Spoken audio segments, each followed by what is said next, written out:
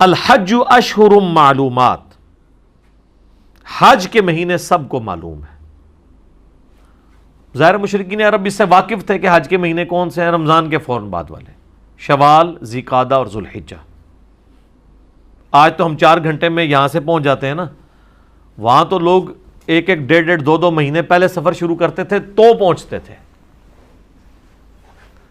اگر آپ کو ایون مدینے سے ہی حج کے لیے آنا ہے مکے، تو 15 دن آپ کو چاہیے اونٹ کے اوپر، اور 15 دن آپ کے دیکھیں کتنے مشکل ہوں گے، اس میں راتیں بھی تو آ رہی ہیں، رات کو پڑاؤ کرنا ہے، کتنی تکلیفوں سے آپ کو گزرنا پڑے گا۔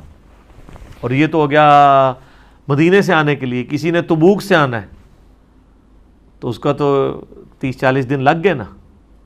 شام سے آنا ہے، یہاں سب کانٹیننٹ سے جانا تھا تو یہ تو 4-4 مہینے پہلے نکلتے تھے، مشکل کام تھا نا۔ تو حج کی جو تیاری اور یہ سارے معاملات شروع ہو جاتے تھے رمضان کے فوراً بعد، تو اس لیے اللہ تعالیٰ نے کہا کہ حج کے مہینے سب کو معلوم ہے۔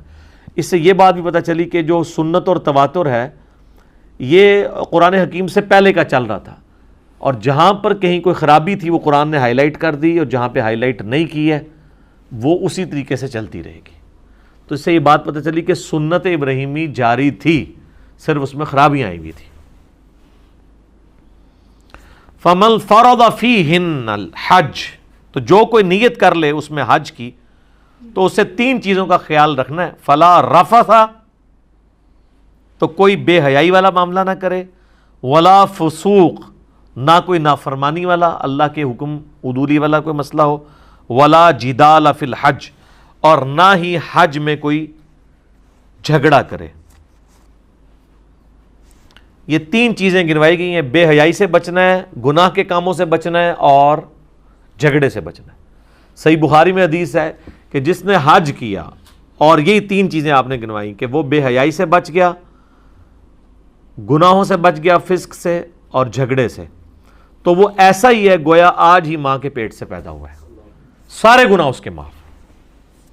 صحیح مسلم میں بھی حدیث ہے کہ حج مبرور، مقبول حج پچھلے کے سارے گناہوں کو معاف کر دیتا ہے۔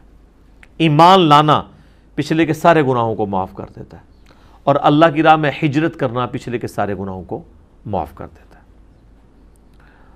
تو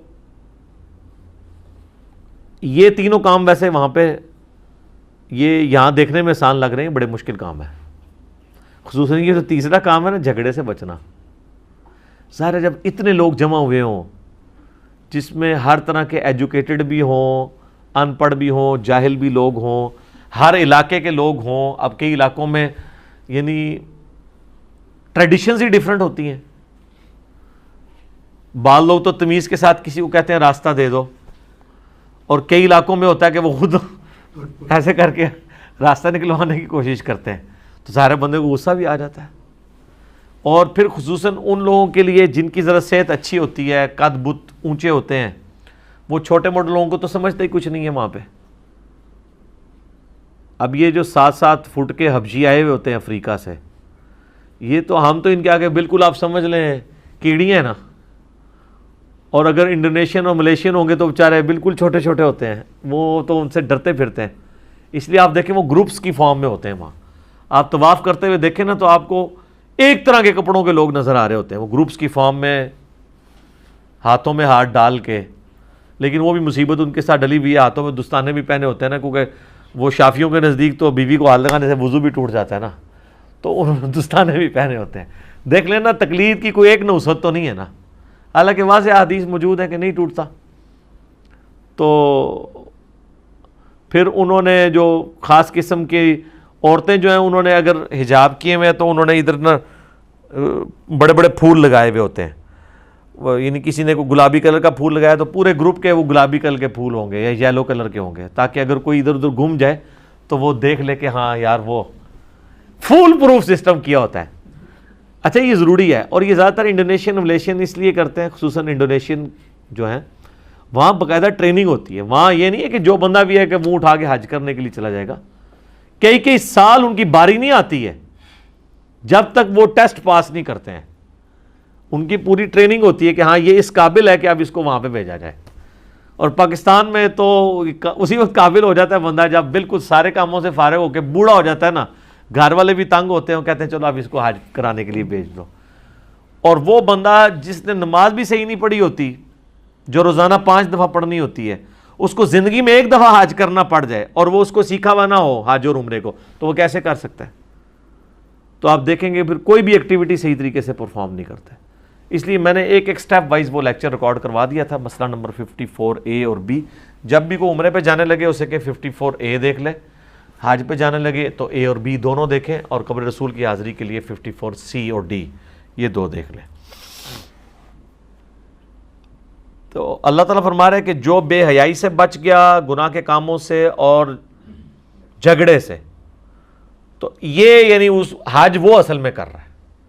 بے حیائی سے بھی بچنا مشکل ہے، ظاہر ہے کہ وہ صحیح بخاری میں حدیث ہے کہ عورتوں کا چہرہ کھلا ہوا ہوگا. اب اتنی عورتیں ہوں گی، آپ نے نگاہوں کی حفاظت خود کرنی ہے. یہ تو نہیں ہے کہ کوئی زبردستی اللہ تعالیٰ کی طرف سے آپ کی کوئی آنکھوں کی حفاظت ہو جائے گی کہ آپ کو صرف مرد ہی نظر آئیں گے، عورتیں نظر نہیں آئیں گی، یا عورتوں کو صرف عورتیں نظر آئیں گی، مرد نظر نہیں آئیں گے. گناہ کے کام، گناہ کے تو کئی ایک کام وہاں پہ ہو جاتے ہیں، لوگوں کی جیبیں کاٹ جاتی ہیں جی. لوگ بھیک مانگ رہے ہوتے ہیں، کوئی مینا کے خیموں میں اپنا کوئی بیگ رکھ کے چلا گیا بیچارہ، باہر وہ واپس آتا ہے تو وہ اس کے اندر ریال ہی نہیں اس کو پھر واپسی پہ ملتے. اسی لیے حاجیوں نے بیچاروں نے یہاں پہ یعنی اپنے وہ جو احرام کے نیچے بیلٹ باندھی ہوتی ہیں. آپ دیکھیں جب بھی کوئی عمرے حج کے لیے جاتا ہے اس کو اسپیشل لوگ کہتے ہیں بیلٹ لے کے جانی ہے. وہ بیلٹ اسی لیے لے کے جاتے ہیں نا کہ اس بیلٹ کے اندر وہ پاسپورٹ رکھ لے گا پلس پیسے رکھ لے گا، کیونکہ کمرے میں، ہوٹل کے کمرے میں چھوڑنے کا رسک یا مینا کے خیمے میں چھوڑنے کا رسک تو نہیں لیا جا سکتا. اسلامی بھائیوں سے خطرہ لگا رہتا ہے. ظاہر ہے کوئی یہودی عیسائی تو نہیں آگے چوری کرتے، اپنے لوگ ہی کر رہے ہوتے ہیں. تو یہ سارے خطرات وہاں پہ ہوتے ہیں. اس لیے ان ساری، یہ کہنے کو تو بڑا آسان ہے، پھر کسی کی دل آزاری ہو جانا، کسی کو دھکا دے دینا، یعنی یہ بڑا مشکل کام ہے وہاں پہ ان ساری چیزوں سے بچنا. تو اگر انسان کے ذہن میں یہ چیز ہونا کہ میرے حج کی قبولیت اس کے اوپر ڈیپینڈنٹ ہے کہ میں نے بے حیائی کا کوئی کام نہیں کرنا، اور میں نے کسی کا دل نہیں دکھانا، کسی کو ناجائز دھکا نہیں دینا، اور اگر کسی سے دھکا لگ گیا اس کو معاف کرنے کی روش اختیار کرنی، پھر آپ کو خود بخود صبر آ جاتا ہے. اور میجارٹی لوگ اس کو مینٹین کر لیتے ہیں وہاں پہ. میجارٹی لوگ کوشش کرتے ہیں کہ ہم جھگڑا والا معاملہ نہ کریں. اور ظاہر ہے کہ اب یہ جو فلا رفثا میں، یعنی اس میں جو چیز جائز بھی ہے، یعنی میاں بیوی کا تعلق جو ہے وہ بھی ان دنوں کے اندر احرام کی حالت میں اس کی بھی پابندی ہے، اس سے بھی آپ نے اجتناب کرنا ہے. وَمَا تَفْعَلُوا مِنْ خَيْرٍ يَعْلَمْهُ اللَّهُ، اور جو کوئی بھی تم نیکی کا کام کرو تو اللہ اسے خوب جانتا ہے.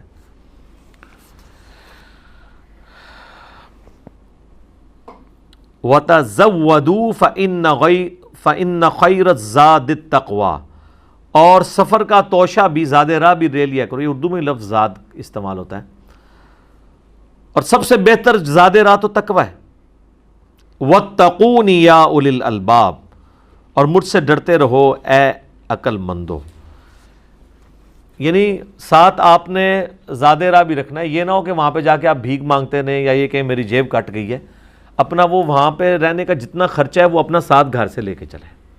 یعنی اس سے یعنی وہ صوفیاء کے کانسیپٹ کو بھی ایک طرح سے رہبانیت کو بھی کنڈیم کر دیا گیا ہے کہ صرف توکل پہ نہیں آپ نے چلنا، اپنا زاد راہ ساتھ لے کے چلنا ہے.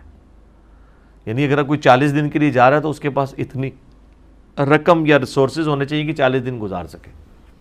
اچھا، پہلے جو 8 سے 30-40 سال پہلے حج عمرے کے لیے لوگ جاتے تھے نا، وہ سارا راشن بھی ادھر سے لے کے جاتے تھے، چینی، پتی، چاول. وہاں پھر مینا میں بھی اپنا وہ پکاتے تھے، اور کئی لوگ تو چولہے بھی لے کے جاتے تھے یہاں سے. لیکن اب لوگوں کو عقل آ گئی ہے کہ یہ اس طرح کرنے سے اپنی فٹیگ کی بڑھانے والی بات ہے. کوئی خاص فرق نہیں پڑتا. ہر چیز جو جس ریٹ پہ پتی یہاں مل رہی ہے نا، اسی ریٹ پہ آپ کو وہاں پہ مل جائے گی. چینی بھی مل جائے گی. ہوٹلوں کے اندر کمبائنڈ آپ کو کچن بھی مل جاتے ہیں، اگر کبھی چائے بنانی پڑ جائے تو وہ آپ بنا سکتے ہیں. کوئی اتنا ایشو نہیں کہ ادھر سے اتنا زیادہ آپ سامان اٹھا کے لے جائیں. ادھر سے بس تھوڑا سا سامان ہونا چاہیے، اتنا سامان ہو جو آپ کے ہینڈ بیگ میں آ جائے. اگر آپ نے بکنگ والا سامان رکھا تو سر پھر آپ جو ذلت کاٹنی پڑتی ہے نا جا کے وہاں پہ آپ کو ایئرپورٹ کے اوپر، کیونکہ ہینڈ بیگ والے تو نکل جاتے ہیں باہر، دوسروں والوں کو تو اپنا وہ انتظار کرنا پڑے گا سامان کا، 1 گھنٹہ بھی لگ سکتا ہے، اس سے بھی زیادہ لگ سکتا ہے. ظاہر ہے جہاز پہلے خالی ہوگا، پھر وہ اس سے بیلٹوں پہ ڈالیں گے اور یہ ہوگا، پھر آپ ڈھونڈتے رہیں گے اور یہ سارا کام. تو میں تو ایون حج پہ بھی گیا تھا اپنی وائف کے ساتھ 2007 کے اندر، تو 2 ہینڈ بیگ ہم نے رکھے تھے، ایک اس نے اٹھایا تھا، ایک میں نے، وہ کوئی بہت بڑا نہیں، 3 جوڑے رکھ لیے اپنے، ایک تولیہ رکھ لیا، دیٹس آل. اس سے زیادہ ضرورت ہی نہیں، کیونکہ وہاں پہ آپ کو اچھا خاصا ٹائم مل جاتا ہے. 3 جوڑے آپ کے پاس ہوں، صرف وہاں سے لیں، ایک چھوٹی سی بالٹی لیں تو دھو لیں، تو آرام سے آپ کے دن نکال سکتے ہیں. وہ کپڑے گندے تو ہوتے نہیں ہیں، نہ تو وہاں پہ اس طریقے سے پولوشن ہے، نہ کوئی گندگی ہے، صاف ستھرا ماحول ہے. گاڑی سے میں بیٹھ کے آپ حرم میں جا رہے ہیں، حرم سے گاڑی میں بیٹھ کے واپس آ رہے ہیں، سارا ایئر کنڈیشن ماحول ہے، تو کپڑے کہاں سے گندے ہونے ہیں، پسینہ بھی نہیں آنا. ہوٹل میں آئیں گے تو وہاں بھی اے سی ہے، لابی میں آئیں گے وہاں پہ بھی اے سی ہے، مسجد میں جائیں گے وہاں پہ بھی اے سی ہے. ٹھنڈ ضرور لگتی ہے وہاں لوگوں کو، گرمی شرمی کو نہیں لگتی، ٹھنڈ والا معاملہ ہو جاتا ہے. تو زیادہ راہ اللہ تعالیٰ نے فرمایا ساتھ لے کے چلو، یہ نہ وہاں پہ بھیک مانگتے پھرو، یعنی یہ چکر نہیں ہونا چاہیے. اور سب سے بہترین زیادہ راہ جو لے کے چلو وہ تقوی ہے. یہ نہیں ہے کہ مطلب آپ نے دنیا کا سارا ساز و سامان تو ساتھ رکھا ہوا ہے، اور خوف خدا، برائی سے بچنے کا جذبہ، آئندہ نیک بننے کا ارادہ، یہ آپ ساتھ ہی نہیں لے کے جا رہے. تو جس طرح جاؤ گے اس طرح ہی واپس آ جاؤ گے، شاید اور پکے ہو کے آ جاؤ. دیکھ لینا آپ کتنے بڑے بڑے اسمگلر ہیں، عمروں پہ حجوں پہ جاتے رہتے ہیں، کوئی فرق نہیں پڑتا، بلکہ جیسے ہی وہ حج عمرہ کر کے آتے ہیں نا تو مزید تیز ہو جاتے ہیں. اور جو یعنی مارکیٹ کے اندر اس قسم کے جو تاجر ہیں بے ایمانی کرنے والے، اگر اس کے نام سے حاجی بھی لگتا ہو نا تو لوگ کہتے ہیں اچھا یہ حاجی بھی ہے، پھر اللہ دی پناہ، ٹھیک ہے نا، حاجی صاحب، اور آگے پھر کہلواتے بھی ہیں حاجی. ٹھیک ہے جی.